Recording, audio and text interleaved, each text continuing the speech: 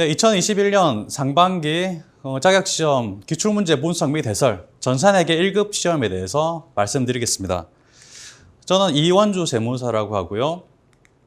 순서는 이렇습니다. 전산회계 1급 소개 및 시험 현황 간단하게 말씀드리고요. 그 다음에 2번 2021년 상반기 기출문제 분석을 잠깐 해드리고요. 마지막으로 세 번째 제96회차 기출문제 풀이를 해드리겠습니다. 처음 보시면 전산회계 1급 시험 소개 및 현황입니다. 시험 방식을 보시면 이론 30%, 객관식 문제, 사지선다형으로 15문제가 출제됩니다. 그리고 실무가 70% 해가지고 이론과 실무를 동시에 시험을 보게 되고요. 전체 100점 만점에서 70점 이상 득점하면 합격하는 그런 시험이 되겠습니다. 예, 시험 범위는 이렇습니다. 이론에서 회계, 원리, 원가회계, 세무회계가 출제가 되고요. 실기는 이런 식으로 출제가 되는데 이론부터 설명을 드리면 이론은 회계원리, 회계원리는 재무회계라고 생각하시면 되고요. 8문제 출제됩니다. 그 다음에 원가회계는 4문제, 세무회계는 부가가치세로만 출제되는데요. 3문제 출제가 됩니다. 합의 15문제, 문제 개당 2점으로 득점이 되고 총 합해서 30점이 되는 거죠.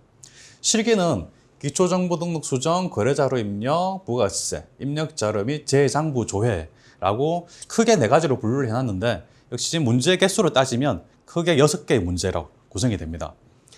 기초정보 등록 수정 잘 입력이 됐는지 틀리게 입력이 됐는지 또는 입력이 안 됐는지를 찾아내서 수정하거나 입력하는 문제로 출제가 되고요. 거래자료 입력은 일반 전표 입력 또는 메인 매출 전표 입력으로 일반 전표 6문제, 메인 매출 전표 6문제 각각 출제가 되고요. 그리고 오류 수정하거나 또는 기말 결산하는 그런 문제가 출제가 되죠. 부가세가 깊이 있게 출제가 되는 건 아니고 메인 매출 전표에 섞여서 출제가 되는 편이고요.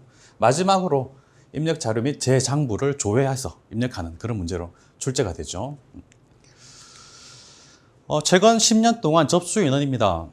2011년부터 2020년까지 쭉 접수 인원이 쭉 증가하다가 여기 보시면 2018년 조금 줄어들었고요. 2019년부터는 코로나 영향으로 인해서 많이 줄어드는 그런 경향이 있죠. 그리고 2020년에는 특히나 시험이 한번 취소되는 바람에 급격히 줄었습니다.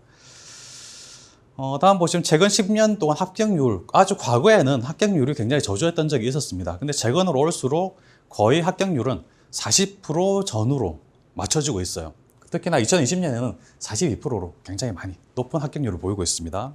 예, 2021년 상반기 합격률을 보겠습니다. 3번 시행이 됐습니다. 2월, 4월, 6월 3번 시행이 됐는데요. 전산세무회계 시험 전체적으로는 3번이었고 전산회계만 보면 6번 시행이 된 거죠. 특별회차가 매번 있었으니까요. 48.2%, 39.94%, 41.25%로 전체적으로 역시 40% 전후라고 생각하시면 되는데 2월 시험에서 48.2% 좀 높은 합격률이 나왔어요. 좀 이례적이긴 한데 어쨌든 그냥 공부하실 때라든지 일반적으로 생각하실 때는 40% 전후다라고 생각해 주시면 좋겠습니다. 그 다음에는 2021년 상반기 연령별 응시 인원 합격 비율이 나오는데요.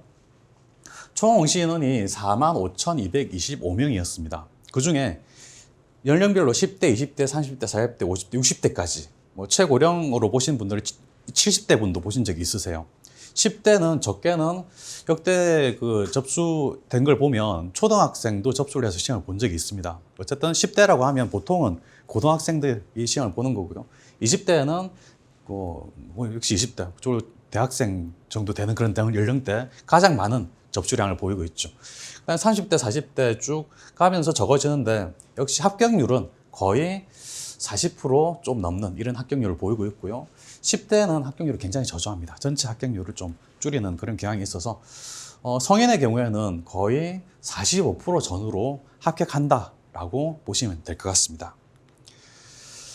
다음 전산회계 1급 취득 특전을 보겠습니다. 전산회계 1급을 취득하면 역시 국가공인시험이고 워낙에 유명한 시험이다 보니 여러 기관, 여러 또는 회사, 여러 학교들에서 특전이 주어지고 있습니다. 보시면 126개 이상 공무원 및 공공기관에서 전산회계 1급 취득자에 대해서 어떤 특전을 부여하고 있고요. 다음에 183개 이상 지방 공기업에서도 전산회계 1급 자격을 취득하면 역시 취업이라든지 진급이라든지 그런데 특전을 주어지고 있습니다. 학점 인정은 전산의 1급 취득 시 국가평생교육진흥원에서 4학점 인정되고 있고요. 전산회계 1, 2급 또는 전산재무 1, 2급 다 좀 차등적으로 특전이 주어지고 있습니다. 그다음에 취업우대 전국 14,000개 세무사 사무소. 세무사 사무소에서는 이 자격증이 어떤 자격증인지 다들 알고 있어요. 그래서 세무사 사무소나 회계사 사무소 이런 데 취업하기 위해서는 세무법인, 회계법인 마찬가지입니다. 이 자격증이 있으면 좋다라는 것보다는 이 자격증이 없으면 취업을 못한다라고 생각하시기 바랍니다. 다음에 세무사 관리하는 150만여 기업에서 취업 연계가 되어 있고요. 175개 이상의 학교 관공서 등과 산학협력을 통한 홍보 또는 정보 제공을 가능합니다. 그리고 어떤 일반적인 보통 학교에서도 재무회계 관련 학과라면 전산회계 1급 또는 전산재무회계 몇 가지 자격증을 취득해야만 졸업할 수 있는 그런 조건도 주어지는 경우가 있어요. 두 번째, 2021년 상반기 기출문제가 어떻게 되는지 분석을 해보겠습니다. 이론 문제만 분석해보면 이론 문제 중에 재무회계입니다. 8문제 출제되죠. 각 파트별로 이렇게 나눴는데요. 회계 이론에서 15%, 보통 한 문제에서 2문제 출제된다고 보시면 되고요.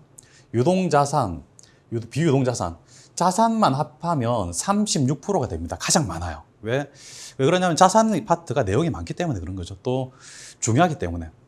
유동자산 19%, 비유동자산 17%로 구성이 되고요. 부채와 자본 합해서 부채와 자본을 따로 떨어뜨려 놓는 개념이 좀 불필요한 게 섞여서 출제가 되기 때문에. 그래서 부채와 자본 합해서 17%가 되고요. 수익과 비용 30%인데 역시 수익 개념 과목 또는 비용 개정 과목이 섞여서 출제가 되는 경우가 좀 있습니다. 그래서 합해서 30%다라고 보시면 됩니다. 기타 2%로 구성이 되어 있습니다. 그다음에 원가 회계입니다. 4문제 출제되죠. 원가 이론이 20%, 원가 배분이 가장 많죠. 36%. 원가 배분이라는 게 뭐 다른 원가 개념하고 섞여서 또 출제가 되기 때문에 원가 배분이 가장 많다고 보시면 되고요. 개별 원가, 역시 개별 원가가 원가 배분과 섞여서 출제가 되는 경우가 많죠. 그래서 딱히 떼놓는 게 큰 의미는 없지만 그래도 굳이 분리하자면 원가 배분 30%, 36%, 개별 원가 8% 이렇게 되는 거고요. 종합 원가가 20%입니다. 기타가 15%, 16%로 되어 있죠. 다음은 세무회계입니다. 세무회계는 부가가치세가 출제가 되죠. 세무회계의 경우에는 주로 난이도가 낮은 쉬운 부분에 출제가 되기 때문에 이론에서 가장 많이 출제가 됐습니다. 39%. 그다음 납세 의무, 면세와 영세, 기타 20% 해가지고 따로따로 전체적으로 근데 따로따로 보기에는 좀 어색한 면이 있어요. 역시 섞여서 출제가 되기 때문이죠. 그래서 양이 그리 많지는 않고 문제 난이도도 낮기 때문에 세무회계, 세 문제는 크게 신경 안 쓰셔도 그냥 상식 수준에서 풀 수 있는 그런 문제도 출제되고 또 난이도가 높은 문제도 출제되긴 합니다만은 그래도 이런 식으로 구성이 되어 있다라고 보시면 될 것 같습니다. 실무 문제를 보겠습니다. 문제 1번은 기초 정보를 새로 입력하거나 수정하거나 하는 문제죠. 보시면 회사 등록 문제가 최근에 한 문제가 출제됐어요. 회사 등록은 주로 전산회계 2급에서 출제가 되는데 전산회계 1급에서도 최근에 한 문제가 출제됐었고요. 그다음에 거래처별 초기월 가장 쉬운 문제죠. 3문제. 그다음에 계정 과목 및 적요 등록에서 5문제 가장 많이 출제가 됐고요. 거래처 등록도 자주 출제되는 문제죠. 마지막으로 정기분 재무제표 수정 5문제가 출제됐는데요. 가장 많이 출제되고 또 가장 난이도가 높은 그런 문제죠. 그다음에 문제 이번에는 일반 점표 입력 문제가 출제가 되는데요.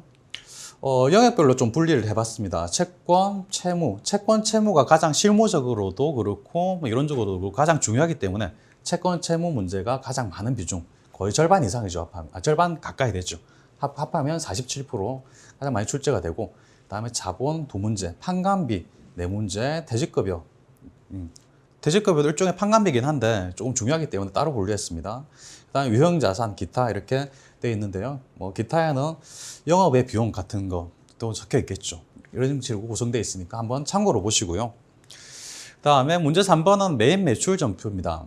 종류가 많습니다. 왜냐하면 메뉴가 이렇게 많기 때문이죠. 고루고루 출제가 된다고 보시면 되는데 역시 매출과 매입 기본이 되는 매출 11번, 매입에서는 51번 가장 기본이 되는 거죠. 여기서 가장 많은 출제가 이루어지고 있다. 나머지 부분에서는 큰 비중을 차지하는 게 수출이라든지 또는 불공이라든지 조금 어렵게 출제되면 건별로 출제되는 경우도 있고 근데 이 분류 자체가 그리 어렵지 않기 때문에 공부하시는 데는 크게 어려움은 없을 것 같습니다. 문제 4번은 오류 수정 문제로 출제가 되는데요.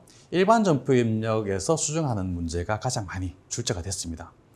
그리고 조금 어렵다라고 생각하면 일반 전표와 매매일출 전표를 합해서 복합적으로 출제가 되는 경우가 좀 있죠. 예를 들면 일반 전표 입력에서 삭제하고 매매일출 전표에 새로 입력하는 그런 문제가 출제되는 경향이 있죠. 넘어가겠습니다. 문제 5번은 결산 정리. 결산 정리 사항에서 보시면 대손 처리하는 문제는 문항수 2개로 되어 있는데 전산회계 1급하고 2급을 섞어 놓고 보면 거의 매 회차 출제된다고 보시면 되고, 기본적인 문제이기 때문에 가장 잘 알아두셔야 되는 문제이고, 감가상각비도 대손과 비슷하죠. 그 다음에 기간기속이 출제가 가장 많이 됐다. 네 문제긴 합니다만은 가장 기본적인 내용이고 이론 문제와도 섞여서 출제가 되기 때문에 반드시 알고 계셔야 되는 문제인 것 같고요. 다음에 법인세, 재고자산, 그다음 기타 등등 이렇게 쭉 나와 있는데, 역시 결산정리 문제도 이론을 잘 알고 계신다면 실무에 입력하는 거는 그렇게 많이 어렵지는 않습니다. 그러니까 한번 이런 게 있구나라는 거 한번 보고 넘어가시기 바라고요. 장부 조회는 전표 입력 실력이나 또는 이론적인 실력하고는 크게 상관이 없이 그냥 조회하는 연습만 많이 하시면 충분히 풀 수 있는 문제로 출제되는데요. 혹시 전산회계 1급의 경우에는 부가가치세 신고서가 새로이 시작되는 급수이기 때문에, 전산회계 2급에서는 부가세가 없죠. 전산 1급에서 시작되는 부분이기 때문에 부가세 신고서를 조회하는 문제가 5문제로 가장 많이 출제가 됐습니다. 지금까지 2021년 상반기 2월, 4월, 6월에 시행된 전산회계 1급 시험에 대해서 말씀을 드렸고요. 시험을 준비하는 학생분들은 참고가 되셨으면 좋겠고, 그리고 교육하시는 교수님, 강사님, 선생님들께서는 이미 알고 계신 내용이겠지만 그래도 확인차 한번 보셨다면 도움이 되실 것 같습니다. 이상입니다.